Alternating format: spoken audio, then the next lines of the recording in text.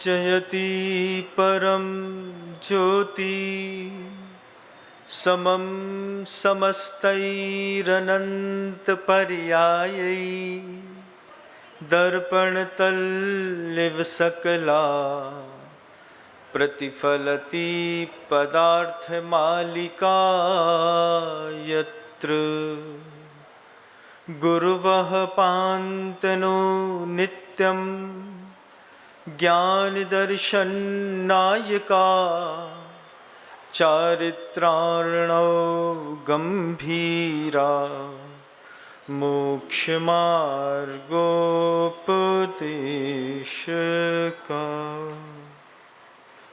अहिंसा परमो धर्म की परम पूज्य आचार्य भगवंत गुरुदेव श्री विद्यासागर जी महाराज की, वर्तमान आचार्य परमेष्ठी गुरुदेव श्री समय सागर जी महाराज की, समस्त मुनि संघ की, ज्येष्ठ मुनिराज श्री ब्रह्म सागर जी महामुनिराज की।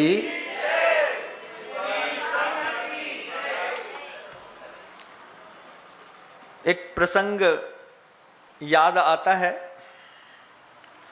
गुरुवर सिद्धवर कूट में वाचना कर रहे थे और सिद्धवर कूट में हिमाचल से कोई एक बड़े साधु आना हुआ था। चूँकि सिद्धवर कूट और ओंकारेश्वर नदी के एक तरफ और दूसरी तरफ है, तो बहुत बड़े किसी सनातन संप्रदाय के साधु का वहाँ पर आना हुआ। हिमाचल प्रदेश से वो आए थे और शायद वर्ल्ड में सबसे धनी साधु होने का उनका कोई रिकॉर्ड भी था। तो वो गुरुवर के पास आए दर्शन के निमित्त सिद्धवरकूट में। सिद्धवरकूट में दर्शन के निमित्त से आए और जब गुरुवर को उन्होंने देखा तो देख करके उनको बहुत स्नेह की और भक्ति की अनुभूति हुई। भक्ति की अनुभूति होने के बाद लगातार गुरुदेव से वो संवाद करते रहे। फिर बाद में उन्होंने कहा कि आज मुझे मेरे गुरु दोबारा मिल गए। उनके गुरु का कालधर्म हो गया था, तो वो दोबारा मिल गए। ऐसा कह करके उन्होंने गुरुदेव को साष्टांग वंदन किया, गुरुवर की पूजन करी। पूजन करने के बाद आचार्य भगवंत को उन्होंने अपना कमंडल भेंट कर दिया। एक कमंडल गुरुदेव के पास था जो लकड़ी का बना होता है, और एक कमंडल उनने भेंट किया। वह कमंडल शुद्ध चांदी का बना था, शुद्ध चांदी का कमंडल। और इतना सुंदर कमंडल, वह बिल्कुल जैसा दिगंबर साधु कमंडल लेते हैं ठीक ऐसा ही उसमें भी जल डालने की, अवगाहत करने की क्षमता, वैसे ही निकलने का मार्ग वैसा ही दिखता हुआ। और उस कमंडल के जो हैंडल था, उस हैंडल में दोनों तरफ पन्ने से ओम लिखा हुआ था। आप कल्पना करिए, एक चमकता दमकता हुआ चांदी का कमंडल। अब चूंकि वो पहली बार गुरुवर का उन्होंने दर्शन किया, दर्शन करने पर उनको लगा कि गुरु को कोई गुरु दक्षिणा के रूप में तो देना चाहिए कुछ ना कुछ। तो उन्होंने अपना कमंडल उठा करके बड़े विनीत भाव के साथ कहा, गुरुदेव, मेरी भावना है आप में आज मुझे मेरे गुरु के दोबारा दर्शन हुए हैं। आप ये तुच्छ पामर की छोटी सी भेंट स्वीकार करिए। शब्दों में इतनी विनम्रता थी, इतनी आग्रह भाव था। और गुरुवर उनके उस कमंडल को देख करके मुस्कुराने लगे। मुस्कुरा करके वो कमंडल को उन्होंने छुआ भी नहीं। गुरुदेव ने उन्होंने कहा, इसको ले करके मेरा जीवन कृतार्थ करिए, मैं धन्य हो जाऊंगा अगर आप मेरी यह छोटी सी भेंट स्वीकार करते हैं तो। आचार्य श्री जी बड़े गंभीर शब्दों में कहते हैं, मेरे पास एक है, उससे मेरा हो जाता है, वो मुझे दे दीजिए, ये आप ले लीजिए। जैसे ही आचार्य भगवंत के सामने उन्होंने जन समूह के बीच में इस तरीके का ऑफर रखा, और ऑफर रखने पर क्या बोलते गुरुदेव, और उन्होंने वो कमंडल, गुरुवर का कमंडल ऐसा उठाया। गुरुवर का कमंडल उस समय थोड़ा बड़ा था और मोटा कमंडल था। बोला, ये कमंडल मेरे जीवन का सौभाग्य होगा, आप इस कमंडल को लेकर के मुझे कृतकृत्य कर दीजिए। आचार्य श्री जी गंभीरता के साथ मुस्कुराते हुए अपने लकड़ी वाले कमंडल को उठा करके बगल में रख लिया, और गुरुदेव बहुत विनम्र भावों के साथ कहते हैं, आपकी भावना तो बहुत अच्छी है, लेकिन उपकरण में और परिग्रह में अंतर होता है। आचार्य श्री जी सामने वाले उस भव्य को संबोधन दे रहे हैं। किसी भी धर्म का व्यक्ति साधु बनता है तो, किसी भी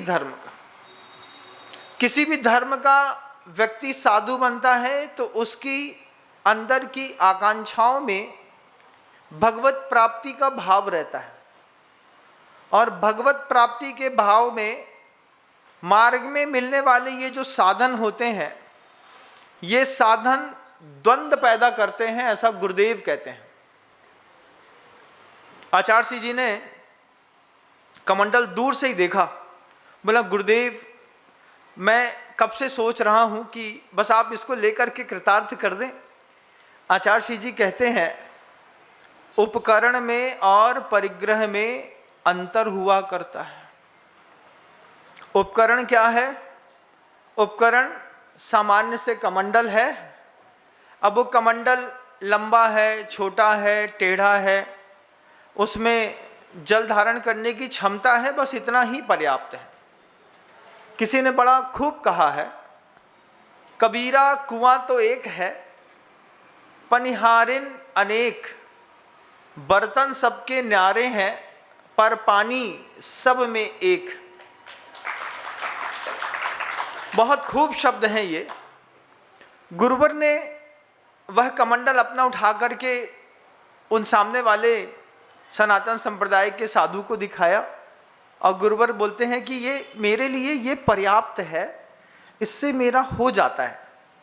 उनका फिर एक बार आग्रह था, चूँकि जैन शासन को अगर दूर से कोई देखता है तो उसको उतनी जल्दी उसकी पवित्रता दिखाई नहीं देती। उन्होंने कहा, कृतार्थ करो ना, क्या माँ अपने बच्चे को दूध नहीं पिलाती? आप मुझे इतना लेकर के क्या आप मुझे कृतार्थ नहीं कर सकते?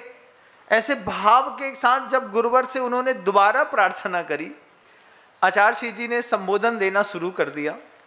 गुरुवर कहते हैं कि वह जो कमंडल है, उस कमंडल को मैं ले तो लूँ, लेकिन उस कमंडल को लेने पर मेरा जहाँ पर भावनात्मक लगाव है, वहाँ से मेरा भावनात्मक लगाव हट करके हो सकता है इस कमंडल पर लग जाए।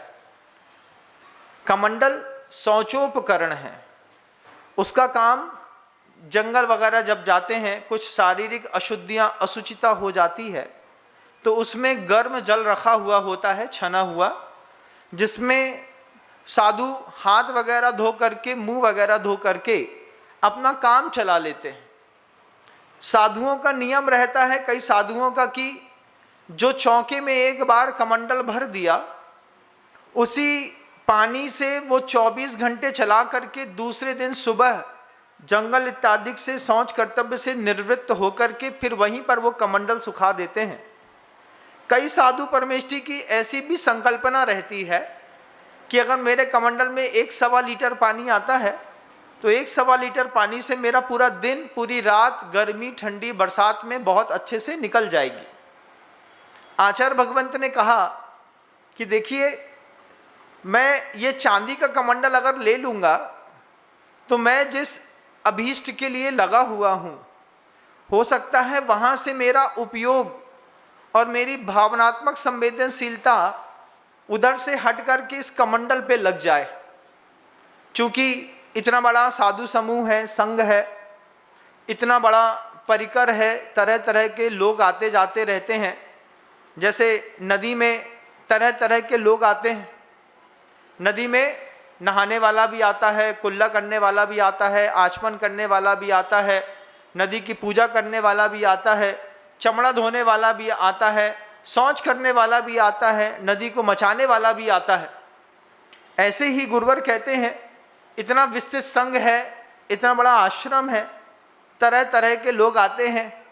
मैं अपना कमंडल आपको दे दूं और आपका कमंडल मैं ले लूं और फिर मेरे कमंडल को देख करके किसी गृहस्थ का मन डावाडोल हो जाए, वो बोले ये बाबा जी का कमंडल तो बड़ा अच्छा है।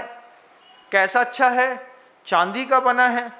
कोई उठा के देखे, उसमें जो ओम लिखा है आपने पन्ने से, उस पन्ने की कीमत लाखों की होगी। मुस्कुरा के बोले जी गुरुदेव बहुत कीमती है, आप लेंगे तो जीवन धन्य हो जाएगा। आचार्य जी बोलते हैं आपका तो धन्य हो जाएगा लेकिन अपना तो बेड़ा गर्क हो जाएगा। फिर गुरुवर बड़े स्नेह से कहते हैं उपकरण का काम है वो साधना में सहयोग प्रदान करता है, लेकिन अगर उपकरणों में भावनात्मक जुड़ाव हो जाए तो ईश्वर से भावनात्मक जुड़ाव अलग हो जाता है। ये मेरा लकड़ी का कमंडल है और इतना बड़ा सिद्धवर कूट है। इस सिद्धवर कूट में इस लकड़ी के कमंडल को आप ले जाकर के कहीं भी छोड़ दीजिए, ये कमंडल लौट करके वापस मेरे कमरे के सामने कोई ना कोई धर जाएगा। किसी को इस कमंडल की जरूरत नहीं है। और आपका ये कमंडल मैं ये मान स्तंभ के नीचे अभी आधे घंटे के लिए छोड़ दूं, उसके बाद पूरे सिद्धवर कूट में ये कमंडल दिखाई नहीं देगा। जिसको उनको लगेगा आचार्य सी तो ये कमंडल लेते नहीं, साधु संघ में ये कमंडल चलता नहीं, और ये कमंडल अभी चोरी हो जाएगा। एक बार चोरी हुआ दोबारा नहीं आने वाला। इसके पन्ने आपने कह दिए लाखों के हैं, इन लोग सुन रहे हैं, बहुत सारे लोग वहाँ पर सुन भी रहे थे, मैं भी सुन रहा था। तो मैं देख रहा था बस गुरुवर को कैसे मोहिनी मुद्रा से मुस्कुराते और मुस्कुराते मुस्कुराते उनको परिग्रह और उपकरण में अंतर समझाने लगे। फिर कुछ साधु संघ भी यहाँ बैठा था बगल में ही। गुरुवर उनकी तरफ भी देख करके बोलते हैं आप लोगों को तो नहीं चाहिए ये कमंडल? तो हम लोगों ने मुस्कुरा के कहा हमारे यहाँ परंपरा नहीं है चांदी के कमंडल की। अगर परंपरा होती तो सोने का कमंडल आ गया होता गुरुदेव, 2-2 किलो सोने के कमंडल बना करके लोग दे गए होते। बोले फिर इस कमंडल का क्या करना? छुआ तक नहीं गुरुवर ने चांदी के उस कमंडल को, और बड़े उससे सामने वाले साधु से कहते हैं ये उपकरण में और परिग्रह में बड़ा अंतर होता है। ये लकड़ी का कमंडल दादा गुरु ने दिया था, मेरे गुरुदेव ने दिया था, अभी तक चल रहा है मेरे पास। गरम जल भर के एक दिन का काम कर लेता हूँ और फिर उसको सुबह सुबह सुखा देते हैं, शावक दोबारा भर देते हैं। वो कहते हैं वही पानी इसमें भर लीजिएगा।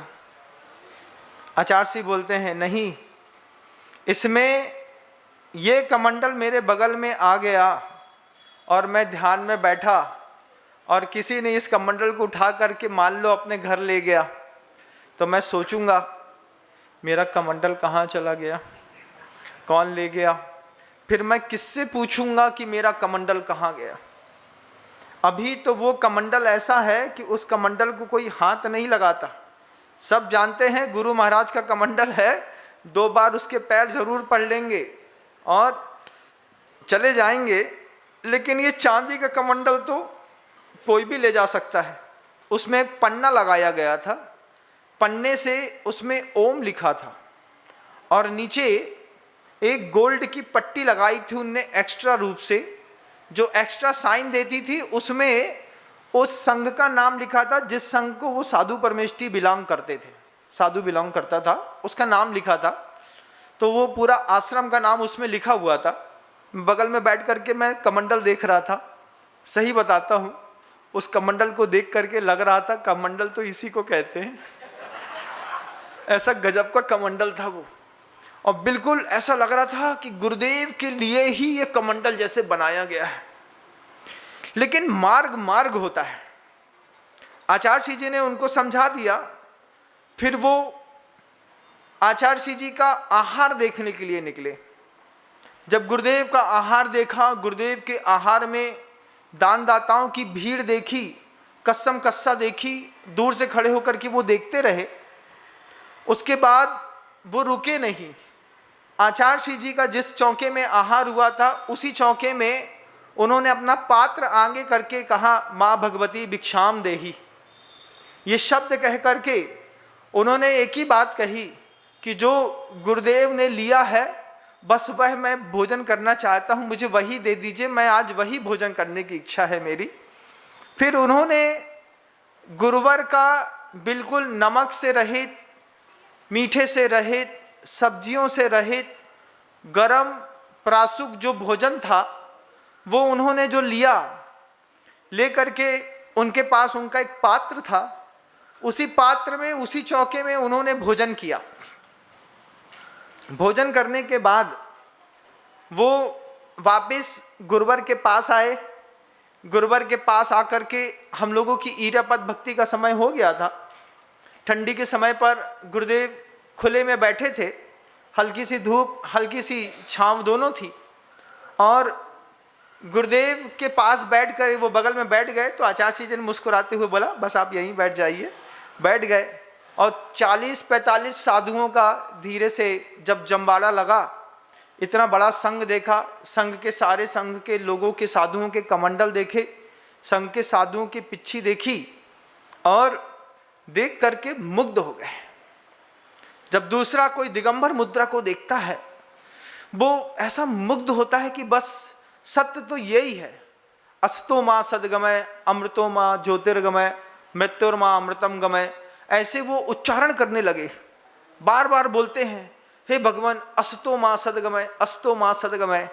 हम लोग उनको देख करके ऐसा मुग्ध हो रहे थे और वो पूरा संग देख करके मुग्ध हो रहे थे। मैंने उस वक्त देखा आचार्य परमेष्ठी उनको देख रहे हैं और निर्यापक्षमण मुनि श्री समय सागर जी महाराज श्री जी बिल्कुल शांत भाव से नीचे सिर करके चुपचाप बैठे हैं। उनकी दृष्टि समय सागर जी महाराज श्री जी के ओर टिक गई और टिक करके वो बस एक ही चीज देख रहे हैं कि सारे साधुओं में तो हलचल है, लेकिन ये समुद्र के समान गंभीर होकर के क्यों बैठे हुए। फिर उनका तेज और गुरुदेव का तेज, दोनों का तेज देखते देखते वो धीरे से बोलते हैं, ये एक जैसे दिख रहे हैं। तो आचार्य श्री जी कहते हैं, उनका अपना अस्तित्व है। ऐसा मुस्कुरा करके गुरुवर ने हाथ उठा करके कहा और शांत होने को उनको कहा। वो शांत हो गए, जबकि वो बहुत धनाढ्य थे, उनका परिकर भी कम नहीं था, लेकिन उन्होंने 3-3.5 घंटे का समय दिया। फिर आचार्य महाराज जी के ईरापद भक्ति होने के बाद थोड़े से 10-15 मिनट का उपदेश हुआ बंधु। वो उपदेश हम सबके लिए था। आचार्य श्री जी ने कहा, उस वक्त तो शुरुआत में जब पूजा का समय था तो 3-4 साधु बैठे थे। बाद में जब 40 साधु आए तो उन्होंने कहा कि आप हिमाचल प्रदेश से आए हैं और हिमाचल प्रदेश से आने पर भी भक्ति के कारण एक कमंडलू देना चाहते हैं संघ को। तो कमंडलू, फिर बोला हाँ गुरुदेव देना चाहता हूँ, लेके आऊँ क्या? तो वो उन्होंने फिर कमंडल सामने रखा। बोले नहीं नहीं, इनको मैं बता बस रहा हूँ कि ये कमंडलू देना चाहते हैं।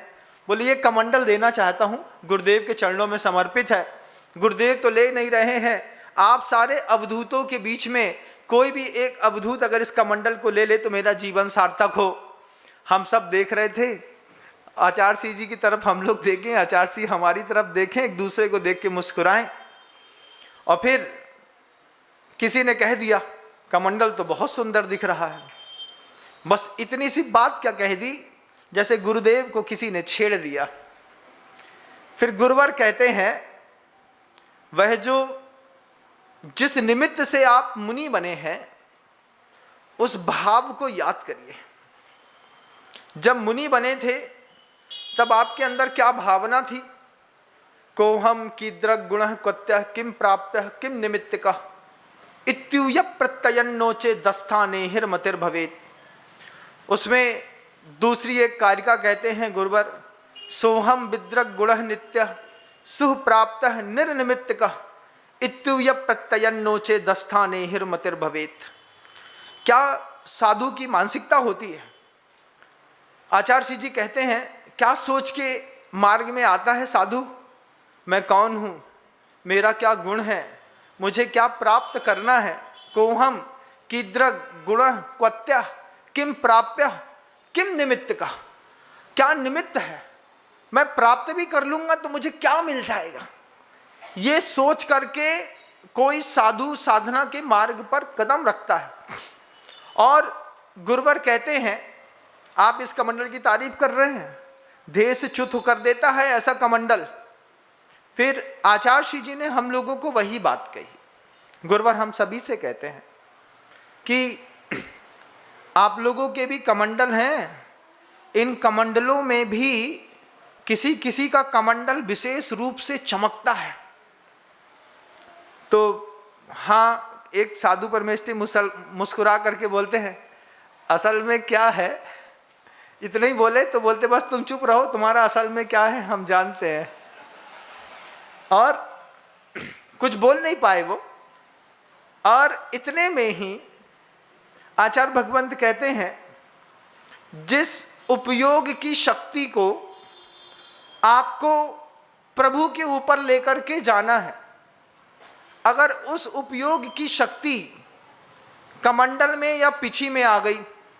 एक दिगंबर साधु के हाथ में इस तरीके की एक पिच्छिका होती है, नीचे मयूर के पंख होते हैं, ऊपर एक डंडी है जैसा आपकी मेरे हाथ में देख रहे हैं। और इस पिच्छिका में और कमंडल में राग की आसक्ति के कारण साधु साधु ना होकर के उपकरण बकुश हो जाता है। शब्द सुना है कि नहीं सुना है महाराज जी?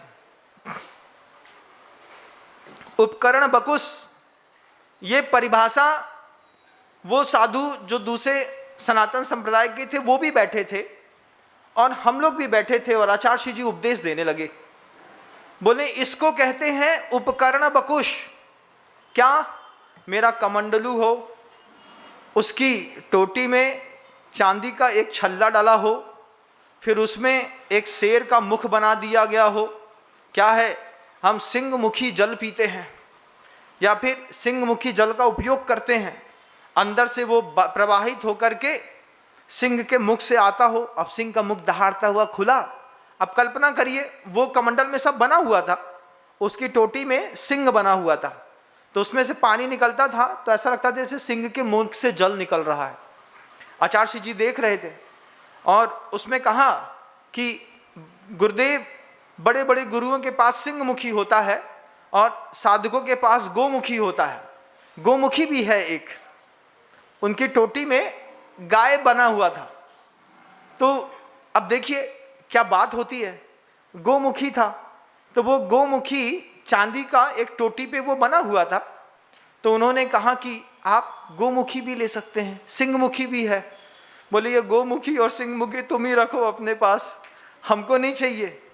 हम आपको दिखाते हैं कि उपकरण बकुश क्या होता है।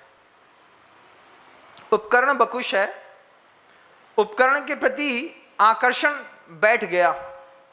अब कमंडल है, अब उस कमंडल में मेरा कमंडल चपटा है, मेरा पूरा गोल नहीं है, मेरा चौड़ा कम है, ऊंचा ज़्यादा है, बड़ा है। ये सब जो दृष्टि जाती है ये साधकों की जानी नहीं चाहिए। आचार्य जी कहते हैं बस इतना देख लो कि उसमें अच्छे से हाथ जाता है कि नहीं, अंदर हाथ चला जाए तो उसका शोधन इत्यादि करने में सहूलियत रहती है। नल देख लो, उसकी नाली का जो पाइप है वो जितना छोटा से छोटा हो सके, मोटा होने से पानी ज़्यादा खर्चा होता है, जितना पतला से पतला हो सके बस इतना देख लिया। अब लगे हैं उसको घिसने में, एक रेतमार पेपर्स ले करके मेरा कमंडल घिस दो भैया। अब घिस दिया, घिसने के बाद अब इसमें पॉलिश कर दो भैया, फिर पॉलिश कर दिया। फिर पॉलिश करने के बीच में क्या हुआ, उसमें बीच में वो एक चिमकली आती है ना, चिमकली कहते हैं, वो स्टार जैसे छोटे छोटे बने रहते हैं, बहनों की साड़ी में लगा दिए जाते हैं। अब चमक चमक, वो पॉलिश करते वक्त 2-4 चमक उसके अंदर रख दो, उसके ऊपर पॉलिश कर दो, फिर रात में वो थोड़ा सा प्रकाश पड़ेगी तो जगमग जगमग जगमग जमकेगी। तो आचार्य जी हम लोगों को कहते हैं, गुरुवर कैसी शिक्षा देते हैं शिष्यों को, बोले ये उपकरण बकुश मुनि कभी निर्वाण को प्राप्त नहीं होते, इनको अंतर सुख नहीं मिलता, इसी में लगे रहने पर कमंडल में लगे हैं, ये चांदी के कमंडल में, ये चांदी के कमंडल में लगे हैं, आप लोग ये अपने कमंडल में लगे हैं। एक आध कोई कमंडल चमकता हुआ दिख गया, एक काका रहते थे श्याम सुंदर काका, वो पूरा कमंडल पोतने पातने का काम करते थे, उन्हीं ने एक आध कोई कमंडल पोत दिया होगा, काले कलर में बढ़िया चमक रहा था, ताज़ा ताज़ा कोई पोतता है तो कितना शाइन मारता है, तो वो कमंडल शाइन मार रहा है तो गुरुजी की नज़र उस पर जा रही थी, बोलते हैं ये उपकरण बकुश है, क्या है, अच्छा चमकदार कमंडल चाहिए, फिर उसका कमंडल को रुकने का स्थान बराबर चाहिए, उसका ढक्कन ऐसा सेट होता हो कि लोग देखते रह जाएं, उल्टा कर दें तो जादू, एक बूंद पानी नीचे ना गिरे, इसी में अगर उपयोग लगा हुआ है आप साधु हो नहीं सकते। आचार्य जी कहते हैं अगर वही पिछी है, अब जो संवेदन शक्ति, भावनात्मक शक्ति मंत्र में, जाप में, स्तोत्र पाठ में, ध्यान में, सामायिक में लगनी चाहिए थी, वह शक्ति का प्रयोग कहाँ लगा हुआ है, उस शक्ति का प्रयोग लगा है कमंडल मेरा, इसको एक बार और शाइनिंग कर दो, फिर इसको एक मैट फिनिश कर दो, फिर इसके ऊपर ड्यू को पेंट कर दो, जैसे मर्सिडीज गाड़ी निकलती है तो चमचमाती है, ऐसे ही हाथ में जब लेके निकले तो मेरी मर्सिडीज चमचमाए। अब साधु के पास क्या बचा, पिछी कमंडलू और शास्त्र, दिगंबर मुनि के पास कुछ और है नहीं। अब आचार्य जी कहते हैं उपकरण को परिग्रह मत बनाइए, अगर आपकी अति आसक्ति का भाव आपके उस कमंडल पे चला गया, अति आसक्ति का भाव आपका आपकी पिच्छी में चला गया, अब पिच्छी के बाल झड़ गए तो उसको खोलो, नया कर दो, नया करके उसको फिर हरा भरा ताज़ा कर दो, जैसे हरे हरे ताजे मोर के पंख दिखते हैं ऐसी वो दिखती रहे, उसमें अच्छी पन्नी चिपका दो, उसमें रेडियम लगा दो, फिर शास्त्र में एक बहुत अच्छा अछार लगा दो, अच्छा कवर लगा दो, और फिर जब वो चला जाए तो अंदर में दिल धक धक करे, बार बार अंदर से आवाज़ आए, अरे हमारे कमंडल को तुमने तोड़ दिया। जब साफ सुथरी गाड़ी होती ना नई वाली, उसमें पहली बार शोरूम से लेके निकलो और स्क्रैच पड़ जाए, कैसा लगता है, अंदर अंदर स्क्रैच पड़ जाती है। ऐसे हम लोग के साथ कमंडल के साथ होता था, कमंडल लेके निकले, किसी कमंडल साबक छोटे से बच्चे को दिया, बच्चे ने कमंडल गिरा दिया, अब कल ही तो पेंट होके आया था, तुमने गिरा दिया, उसमें स्क्रैच पड़ गई, क्या करते हो, ऐसी भाव। तो आचार्य बोलते हैं इससे अच्छा स्क्रैच वाला कमंडल रखो, 4-6 जगह स्क्रैच पड़ी रहेगी, एक स्क्रैच और पड़ गई तो कोई फर्क नहीं पड़ता, उपयोग तो नहीं जाएगा उसमें। दोनों को, उस सनातन संप्रदाय के साधु को भी गुरुदेव समझा रहे थे और हम लोगों को भी समझा रहे थे, उनको भी समझ में आ रहा था। आश्चर्य तो बाद में घटित हुआ जब उस सनातन संप्रदाय के साधु ने उपकरण बकुश की पूरी परिभाषा सुनने के बाद उस कमंडल का वहीं पर त्याग कर दिया। आचार्य जी के सामने वो साधु बोलते हैं, मैं तो समझता था कि ये इस तरीके से लेने से साधु का वैभव दिखाई देता है।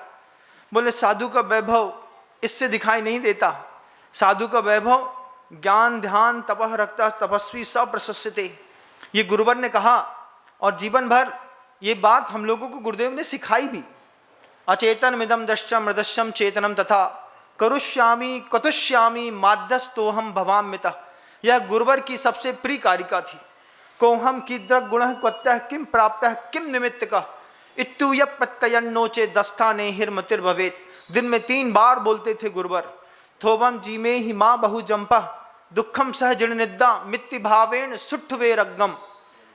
यन्मया दृश्यते रूपम तन्न जानाति सर्वदा जानन्य दृश्यते रूपम ततः केन ब्रवीमहम। ये आचार्य भगवंत की कुछ ऐसी प्रिय कारिकाएं थीं। जब गुरुवर इस कारिकाओं में डूबते थे और जब हम लोगों को डुबाते थे तो कहते थे बस ये साधु जीवन है, इसके अलावा कोई साधु जीवन नहीं है। आत्मसंतुष्टि, निराकुलता, इसके अलावा वो मार्ग नहीं है। बस इसी मार्ग की आराधना के लिए आप यहाँ पर आए।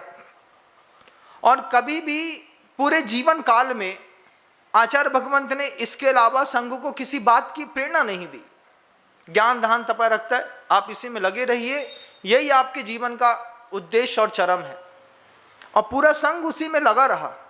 आज संघ में एक से एक साधना करने वाले आपको साधक दृष्टिमान दृष्टिगोचर होंगे। आप गुरुदेव के पवित्रतम संघ में जाकर के देखिए, साधना की अपनी खूबी हर एक शख्स पे अलग अलग तरीके से दिखाई देगी। और उनसे बोलिए प्रवचन कर लो, वो बोलते हैं हमसे ना हो पाएगा। हम अपने निस्वार सागर जी से बोलें, निसर्ग सागर जी से बोलें, आप बोल लो। ये अच्छा बहाना मारते हैं हमारे निस्वार सागर जी, अरे महाराज वो प्रवचन बोलता हूँ मेरा माइंड भर जाता है, यहाँ पर वो दर्द होने लगता है, आँख के सामने अंधेरा छा जाता है, आप बोल लीजिए। तरीका है अपना बचने का। क्यों? सोशल ड्यूटी है, हम नहीं करेंगे तो ये करेंगे। सोशल ड्यूटी से बचते हैं, सोल ड्यूटी पे लगे रहते हैं। सोल ड्यूटी अच्छी है, सोशल ड्यूटी से अच्छी सोल ड्यूटी। निसर्ग सागर जी महाराज, उनसे कह दें हम 5 मिनट तो बोलो, 5 मिनट। मैं एक 24 घंटे का उद्बोधन देता हूं, लेकिन अपने कमरे में माइक में नहीं देना। कितने दूर माइक से बोलने पे ख्याति मिलती है, लेकिन जिसको लोग ख्याति समझते हैं उसको आगम ग्रंथकार खाई कहते हैं।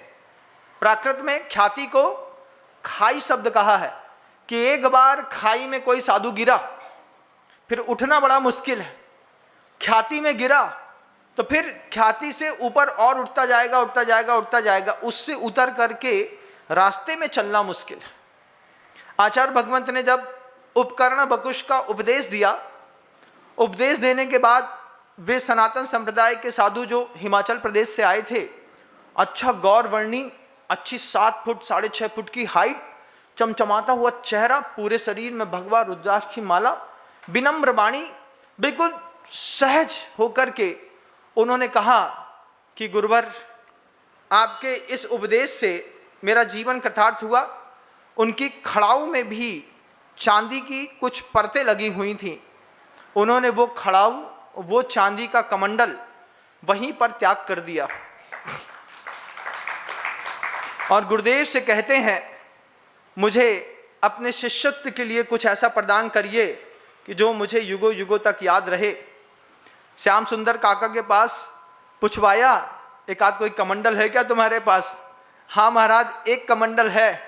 उन्होंने वो कमंडल बुला करके अपने हाथ से उनको दे दिया, बोले इसका प्रयोग करिएगा। वो हमको चांदी का देने आए थे, हमारे हाथ से लकड़ी का लेकर के चले गए। इसको कहते हैं साधु धर्म, कि तुम जो देने आ रहे हो वो सब मैं ले लूं, कोई जरूरी नहीं है। मार्ग में जब कभी भी साधक साधना के मार्ग पर चलता है, उसको दुनिया भर का रिद्धि सिद्धि वैभव सब मिलता है। सब पास में आकर के बोलते हैं हम तुम्हारे, हम तुम्हारे, हम तुम्हारे। नाहम होमि परेसिम नमे परे नथि मज्जमिह किंची इति निच्छिदो जिदिंदो जादो जदजाद रूप धरो। कुंद कुंद देव इस बात को बार बार हम सब के लिए कह रहे हैं। लोग देंगे तुमको, महाराज ये भी ले लीजिए। नाहम होमि परेसिम, ना मैं परे नथि मज्जमिह किंची, न मैं तुम्हारा हूँ न तुम मेरे हो, न तुम्हारा दिया हुआ सामान मैं रख सकता हूँ न मैं कभी रखूँगा। इज्जी निच्छिदो, इस प्रकार का निश्चित करने के बाद जिंदिदो जादो जदजाद रूप धरो, उसके बाद वो दिगंबर मुद्रा को धारण करके मार्ग में चलते हैं। क्या नहीं मिलता मार्ग में? कई बार विहार करते वक्त लोग बोलते हैं फटीचर बन के घूम रहे, कुछ नहीं है तुम्हारे पास। अरे इसी दिगंबर के चक्कर में तो 12 करोड़ 12.5 करोड़ वाद्य यंत्र बजते हैं। इसी दिगंबर के ऊपर 14 करोड़ रत्न पैदा होने से पहले फेंके जाते हैं। इसी दिगंबर के चक्कर में समोषण की रचना होती है, 12 सभाएं लगती हैं। इसी दिगंबरत्व के सहारा लेकर के दुनिया भर का वैभव चरणों में झूमता है। सौधर्मेंद्र नीचे उतरता है, कुबेर नीचे उतरता है, अपने हाथ से खजाने का बहुमूल रत्न उठा करके फेंकता है। कहाँ तक? बोले जहां तक जाता हो नगरी को लबालब भर दिया जाता है इस दिगंबर के कारण। इस दिगंबर की कीमत ही अपने आप में बड़ी अद्भुत है बंधु, बड़ी अद्भुत। ऐसा गजब का दिगंबरत्व है।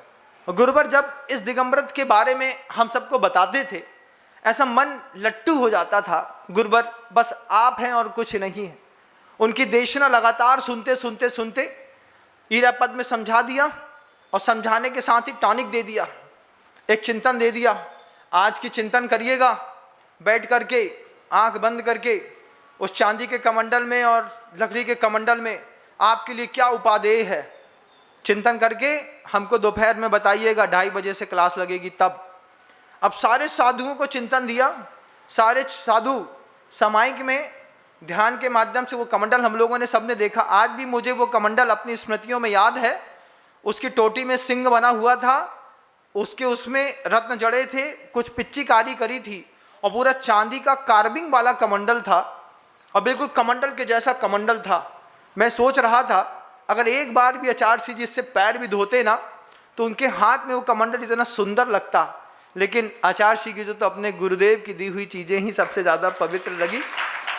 उन्होंने अपना लकड़ी का कमंडल उठाया और आगे चले गए, और उस साधु को भी एक लकड़ी का कमंडल दे गए।